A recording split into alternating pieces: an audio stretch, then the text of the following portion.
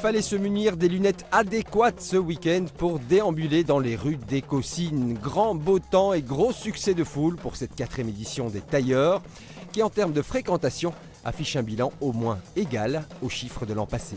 Le bilan est très bon, le soleil aidant, voilà, on est au moins au même chiffre que l'année passée en termes de fréquentation, c'est-à-dire près de 6000 personnes accueillies sur le Festival des Tailleurs. Donc on est vraiment satisfait à la fois de la fréquentation mais aussi de l'ambiance, le public apprécie, beaucoup d'Écossinois sont présents, donc pour nous une grande réussite.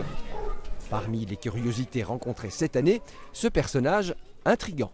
Janine, une marionnette portée à taille humaine, construite et manipulée par Giulia Palermo. En développement depuis 4 ans, cette marionnette hyper réaliste interpelle gentiment les passants et comme par magie, on oublie instantanément sa manipulatrice. Je peux te faire un bisou? Oui.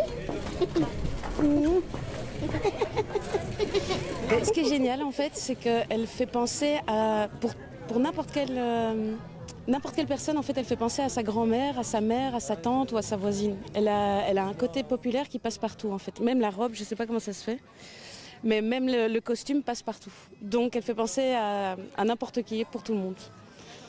Mais je crois que c'est le pouvoir des marionnettes aussi. Je crois que c'est vraiment le transfert des émotions, le transfert de l'imaginaire qui passe dans la marionnette. Et je pense que c'est ça qui est troublant aussi. On va manger, Janine? Oh oui, bah, je suis pas... T'as plus de dents? Bah oui, c'est vrai, c'est embêtant. Hein. Depuis ses débuts, les Tailleurs proposent 2 parcours artistiques. Le in payant, le off gratuit. Des spectacles déployés sur tout le site à un rythme assez soutenu. Soucieux d'impliquer les Écossinois au cœur même du projet, les organisateurs tentent d'appliquer la même philosophie côté artiste tant que faire se peut. Exemple avec Pierre Lambert, 16 ans, un jeune magicien qui a remporté le festival Off l'an passé, ce qui lui donnait le droit de participer au festival In cette année. Mais le jeune Écossinois a préféré privilégier le parcours Off, question de proximité avec le public.